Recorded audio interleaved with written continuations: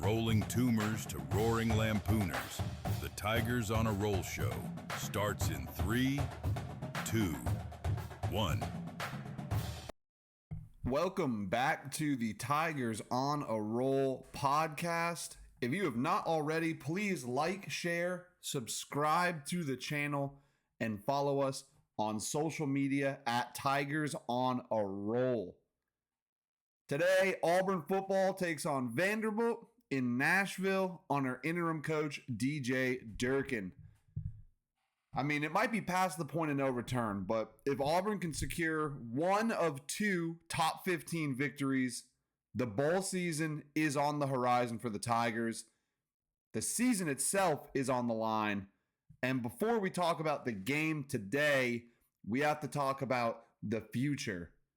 John Cohen is conducting his first real head coaching search at Auburn, and he has made it clear that he is the committee. He is running this search.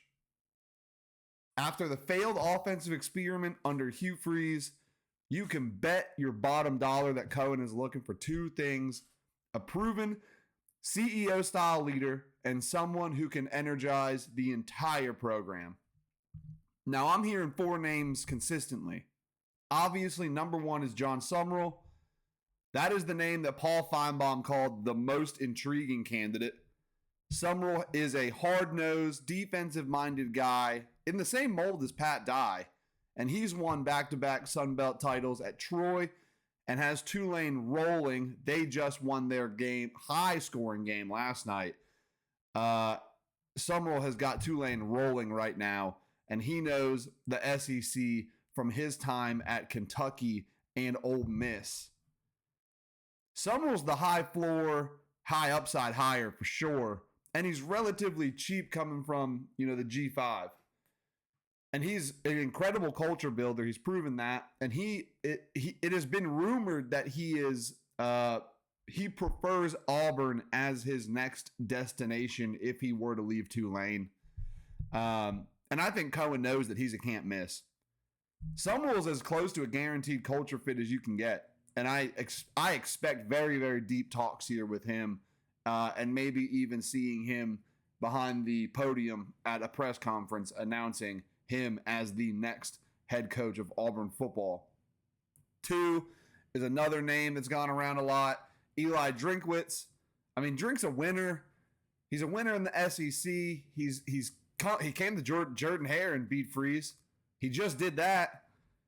He's an offensive mind from the Malzahn tree. He was a quality control guy at Auburn in 2010. And I think for Cohen, this is the poach move. This is the poach that's in play for AD John Cohen. He watched Lane Kiffin build a power at Ole Miss while he was AD at Mississippi State. He watched Lane Kiffin do that, and I think he's seeing Drinkwitz as a similar opportunity to go out and steal a proven SEC commodity. But the question here is the money. A lot of these guys that are coming from inside the SEC that are on these lists, the question is the money. Drink has a great situation at Mizzou, but the resources and the ceiling at Auburn are higher. I mean, Cohen definitely will gauge his interest, but he's making SEC money. We got to be careful about having these established coaches come in and risking another buyout like we've had the last couple times we fired a coach. Thankfully for Auburn, Hugh Freeze only cost us 15, but you definitely don't want to be in the situation like LSU was with Kelly coming from Notre Dame, $51 million. That's absolutely incredible. State government had to get involved to shut down those talks. But anyway, the next coach that is certainly on these lists, Kenny Dillingham. He's the hotshot young guy. Auburn fans remember him as the OC in 19, and then he went to Oregon and then Arizona State and turned them around. Arizona State is his alma mater, by the way. He turned them around into a CFP contender. Dillingham is the innovator pick. You know what I mean? He's hot shot young guy. He can innovate. He's got a good offensive mind. And Cohen hired Mike Leach at Mississippi State, I mean, that kind of suggests that he's not afraid of a unique coaching mind on the sidelines. But after the Freeze experiment failed, Cohen has got to be wary of another, offensive first hire. And, that's why I think Cohen's leaning more towards a balanced CEO style head coach to fill that role. Dillingham is brilliant, but he might be a tougher sell to the boosters than Summerall and Drink because of the role that he would fill within the program, and it may be too similar to Freeze and even Malzahn. And the last one's kind of like, a wish list. I believe he was on our original hot board, but Lane Kiffin, I mean, he's the white whale of Auburn coaching searches. We all know he was on the 1 yard line of taking this job in 2022. He is an offensive genius, certified elite recruiter who thrives in SEC chaos. Cohen, like I said, former Mississippi State AD, had a front row seat to the Lane Kiffin show while they were both in the same state, and he knows exactly what he'd be getting out of Lane, and he has to make the call. He has to make the call. The problem right now for Lane Kiffin, and honestly for potentially even Drink and some of these other guys that we're looking at even Summerall with the auto bid in G5. The problem is timing. Ole Miss is definitely in the playoff hunt. So like this one for Cohen is swing for the fences. If Lane's still interested, swing for the fences higher. But Cohen will 100%, just like Drink, check the price tag on Kiffin before anything gets put in motion, because Auburn is not going to risk that capital again unless it is an absolutely sure thing that we will have long-term success, which there's no sure things in college football, but that is what Cohen is going to be looking for.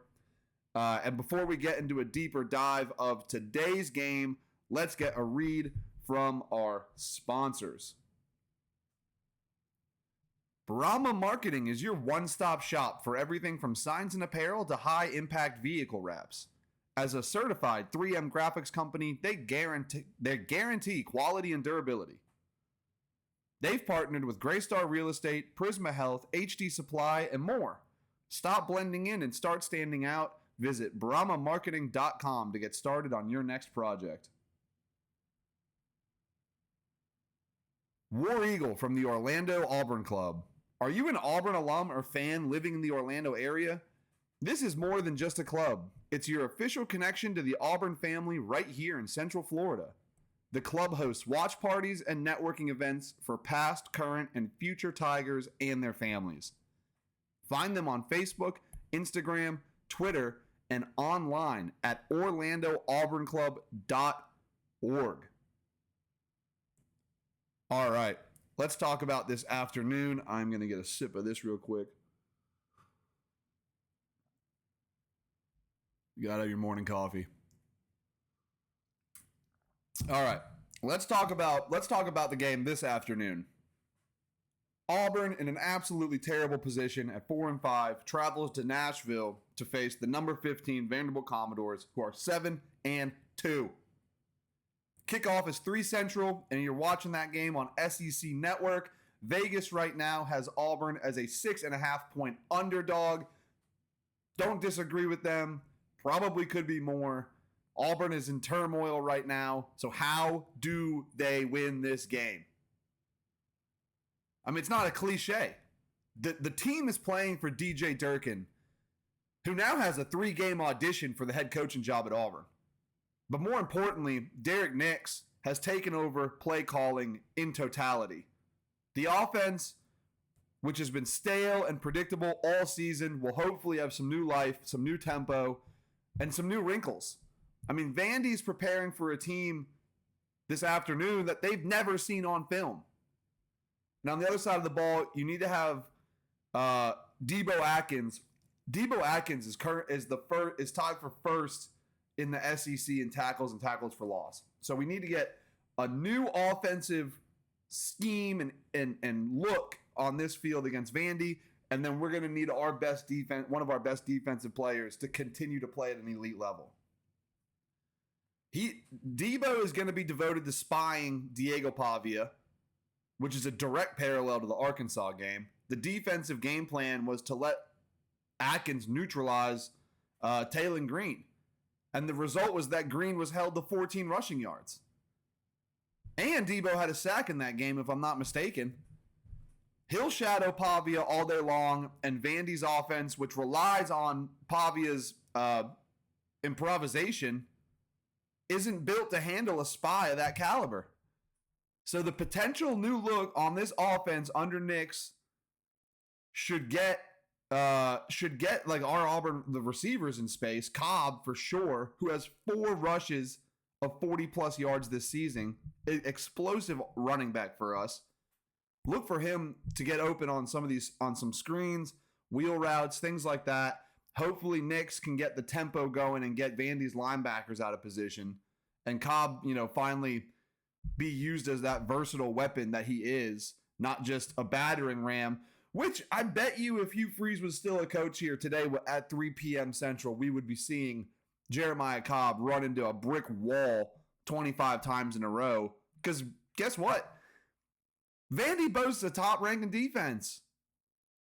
So we're going to need to see something significantly different with Nix's scheme for Auburn as we did with under Hugh's, what Hugh's scheme was for Auburn.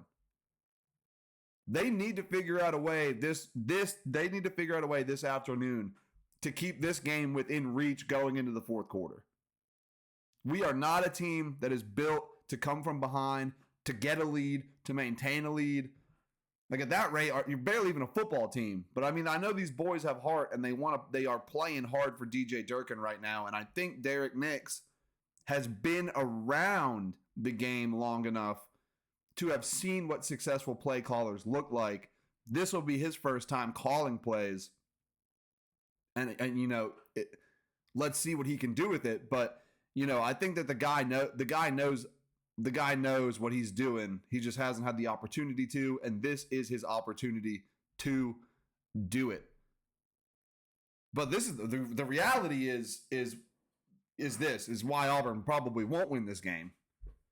I mean, they have not been in a position to win a lot of games this season. I was not sold on the "we are close" talk that Hugh Freeze had, because Auburn has yet to pass the eye test, even in the games that they've won. And there's a reason that Vandy's 7-2. Pavia is the ultimate difference maker for them. 24 total touchdowns on the season. Actually, this was really embarrassing during the UCF game yesterday. It had a graphic at the bottom corner of the screen, and it said, least passing touchdowns on the season. And it was like Iowa, of course, UCF was there, Auburn was there. The lowest team in the country had 4 passing touchdowns. We have 6. Freaking Diego Pavia is over here. I bet I haven't looked at the stats on it. I just know he's got 24 total, but it would not surprise me if he had 14, 16 passing touchdowns this season so far. It's just going to get worse for the Tigers. I mean, he's better under pressure. That's what's going to make it worse for the Tigers. Not only can the guy score, he's better under pressure. Go watch the tape. Vandy almost came back against Texas from a multiple scores down. He was blitzed. Pavia was blitzed all day long. And instead of taking the sacks, he extended the plays and he kept his eyes downfield and got explosive gains when they needed them. They just didn't get enough of them with how little time was left in the second half when they needed to mount that comeback. But he doesn't just run, he scrambles. He scrambles to throw, and both of Auburn's quarterbacks are scrambling to try to get to the sticks. Ashton Daniels maybe a little bit with some of the patience that he has. He looks downfield, but Diego Pavia is another level, and we held him in check for the most part last year, but that is a nightmare. That is a nightmare matchup for any secondary, but especially one that is starting 2 freshmen at safety like Auburn is. Fagans is going to start this game because Champ Anthony's out. And, having a new play caller is exciting, but the personnel is a major problem. It doesn't end there. The two freshman safeties. Auburn starting Ashton Daniels, who's a backup quarterback. I mean, he's shown that he's a guy who can play in a big game, but he has not shown that he is a guy who can go win the game himself. And the bad gets worse. The offensive line is officially being shuffled again. They're planning to put Mason Murphy at center instead of Cale Ellis. So we're going to have a new center, a new right tackle, a new quarterback, and a new play caller on the road against a ranked team. That is not a recipe for success for the Auburn Tigers this year. Vandy has the top 10 scoring offense in the country, 37-ish points a game. Auburn, 99 scoring offense, 22 points a game. Auburn's defense is elite, but if they can't win when the offense is not scoring more than 24 points, and they have not shown that they can score that many points, even against some of the worst teams in the country, in the conference, they have not shown that they can do that. My prediction for this game is going to come at the end of the show, so stay tuned for that. And before we get to the next segment, let's take a look at some of the other sports that have wrapped this week or are going to be going on around the Auburn Vandy game. And let's get us down here. There is a ton of action happening in Lee County today and yesterday. It was a tough one in Neville Arena last night. The Tigers hosted number 6 Texas A&M, but the Aggies came out firing, and Auburn falls to A&M in a 3-0 sweep with the sets going 25-17, 25-22, 25-21. Coach Brent Couch had said the Tigers were a little too jacked up coming out of the gate. Start of the game was rough, but they ended up settling in. And by the third set, they were hitting pretty well. I watched that game last night in lieu of the first half of the Tulane game. And they were going toe-to-toe with one of the best teams in the country. You had Lauren Dreves, who was on our graphic on Twitter. You had Lauren Dreves out here with 11 kills last night. And Grace Havlicek recorded her 100th block of the season. Certainly a tough result for the Tigers, but the fight was there. And, I thought I was personally very impressed with how close they kept it in the second and third sets.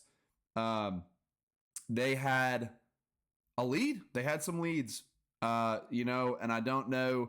I think right now Auburn's like 51st in their RPI, and you got A&M sitting, at 6. So good for those girls to hang in there with them. Unfortunately, they couldn't get it done. And they'll be looking to wrap up their SEC play with some wins and hopefully take a shot at some postseason play. And we will check in on that when it comes around. And as we speak, one of the biggest meets of the season is underway at Auburn University in the Equestrian Center. Number 3 Auburn versus number 2 South Carolina. Massive SEC showdown. And we will have the results for you on the next show. They just started their first competition about 11 minutes ago as we film live. But that will broadcast 11 Central, noon Eastern on SEC Network. So go tune in if you're not doing anything else this morning and go watch Auburn hopefully take down number 2 South Carolina in the horses. I will be tuning into that right after this. But a quick note, baseball and softball and women's basketball are all playing today. Softball and basketball are at home. Basketball, obviously, Neville Arena. Softball is Jane B. Moore Field out on Wire Road. And then the baseball team is over in Kennesaw, Georgia for the last game of their fall ball schedule. So check in with them if you're in town. I believe admission is free. And if not, check out the live scoreboard on the Auburn Sports website. They post the live scores, the box scores, and anything linked to potential coverage. And that is a great asset to have through the university. But before we head out to the Auburn Club watch party, we're going to get to my predictions for today's SEC slate. And we'll do this one real quick. We've got number 5, Georgia at Mississippi State. The line right now is 9.5 favors Georgia. Georgia wins this one, but Mississippi State could cover. The game will be uncomfortably close for the Bulldogs. The Bulldogs from Athens. But I think that Georgia ultimately wins this game and moves on and continues probably the rest of the season as a top 5 team. Ole Miss hosts the Citadel. Ole Miss is sitting at 8-1 under Lane Kiffin right now. Ole Miss is a 53.5 point favorite in this one, and Lane will make sure that the Rebels put away their FCS opponent early and rest up his guys for the Egg Bowl. Ole Miss wins this one easily. I'm not even going to take a shot. I mean, cover, not cover, I don't know. The last time they had a massive 50-plus point spread, they actually didn't cover. So I'm not going to take a shot at that one. I just know Ole Miss wins this one. The Citadel is absolute garbage. And that's just all I got to say about that. Number 3, Texas A&M at 19, Missouri. This is the game of the week. A&M is a touchdown favorite. Number 3 versus number 19. A&M is the last undefeated team in the conference. They've got a pretty stout offense, very powerful, high-flying offense. But Mizzou has been a formidable team at home. They were undefeated for quite some time. This season, even in SEC play, which was good for them. I believe they lost to Alabama at home. Very close game, though. But they will be without Bo Pribula. So that probably puts the kibosh on their hopes. In this one, I am picking Texas A&M to win here. Forget the home field advantage, and maybe it's a little colder than the A&M folks are potentially used to. We'll see what happens with that. But I'm taking Texas A&M to win this one. And then we've got LSU at number 4, Alabama. Alabama is 7-1 and favored by 10.5 points. Alabama wins and covers this one. I am confident in that. LSU simply does not have the firepower to leave Tuscaloosa the winners. Florida and Kentucky both sitting at 3 and 5. Florida is favored in this one by 3.5 points. Surprisingly, this is a battle for bowl eligibility in Lexington. This is a toss-up at this point, in my opinion. But the Wildcats are at home. They have some momentum after beating Auburn. Kentucky could win this one. I'm going to pick Kentucky, actually, on this one over Florida. Florida playing under an interim head coach right now, by the way. And getting us to the Tigers on a roll. Favorite of the week, obviously, is always going to be the Auburn Tigers playing. They are at number 16, Vanderbilt.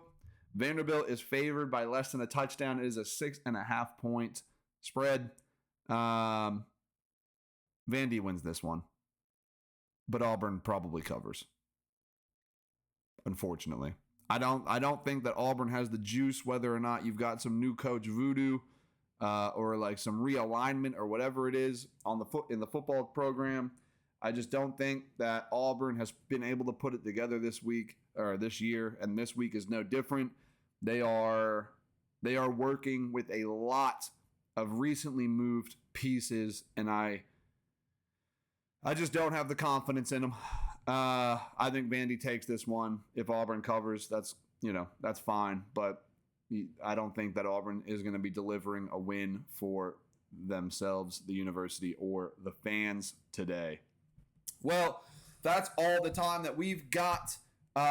Have a great college football Saturday. Stay on a roll. War Eagle, we will see you.